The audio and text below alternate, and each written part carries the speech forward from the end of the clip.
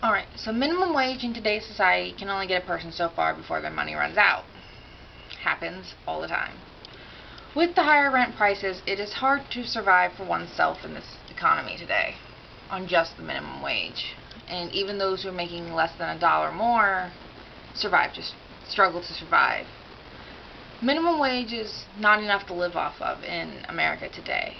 There is a large gap between the minimum wage and the estimated livable wage. According to all the posters released by the Ohio Department of Commerce, the federal minimum wage is $725 for those employees who are not tipped, and in Ohio it is $8.15. In 2018, as stated by the Ohio Department of Commerce, the minimum wage will increase again, bringing it up to $8.30. Woohoo, 15 cents. Living even on just under $1 more is difficult. My boyfriend is a production manager at McDonald's, and he's been doing his best. And this is where we get to do math. Yay. Alright, so for 2 weeks, because the McDonald's gets paid bi-monthly,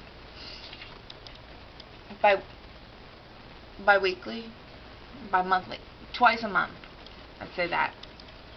At $8.15, by 80 hours, saying you're getting your full 40 hours a week, you would come out with about $652.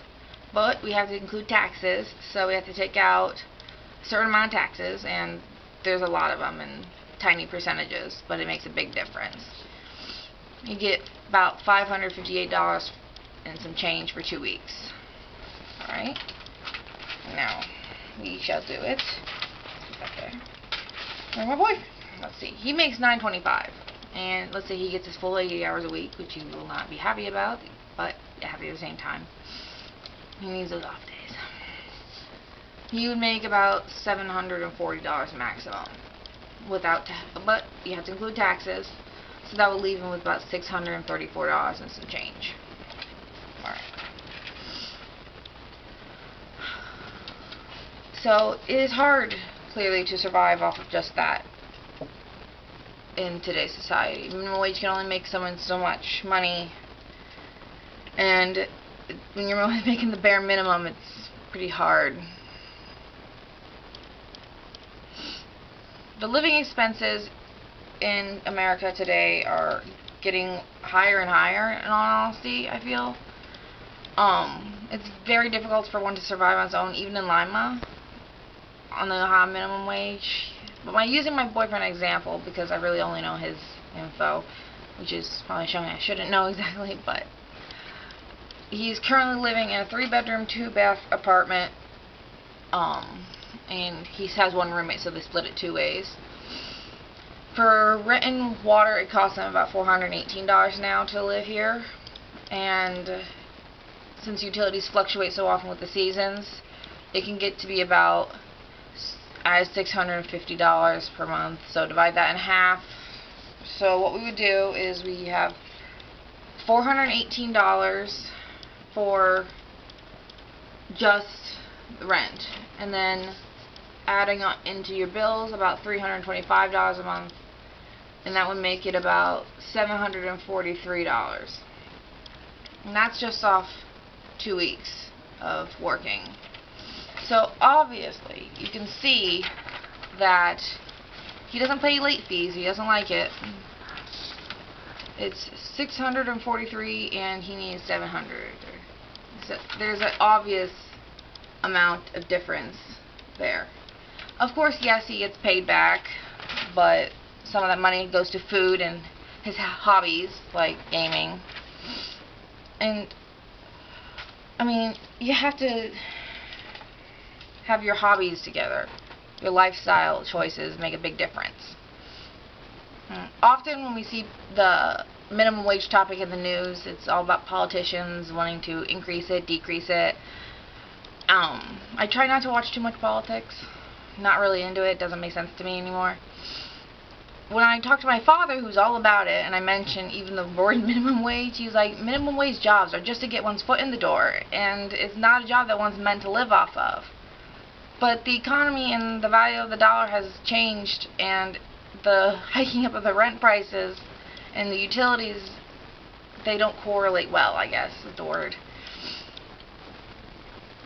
He mentions also that people don't have a sense of drive or the good attitude to get a better job, and he isn't going to pay $15 an hour for somebody to make their order wrong or give him attitude about something. And because it could be because they're frustrated that without a better job they can't get the education that they need or the skills that they need, because you'd have to pay for that and you can't pay for it without enough money, and it's just a cycle, and you get stuck in the cycle and you can't do anything about it really until you take out student loans.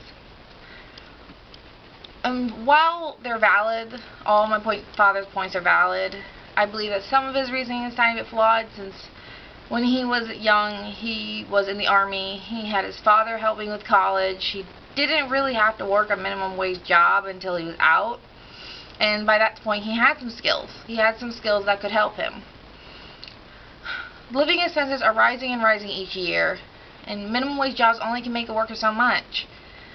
Workers just feel like they're stuck, and because without the proper education or skills to go for a better job that pays more, they do not have the money or time to work on achieving their goals and getting the education that they need. I'm not saying that it has to be up to the estimated livable wage of like $13, but maybe like halfway between would probably be a little bit better and might help people save more money, and it would help them live. And when I say live, I mean not off of the sodium heavy top ramen, while it's somewhat tasty, and the dollar store bread, rolling change just to afford a meal. It's not my place to tell somebody what to think, but this is my opinion. There you go.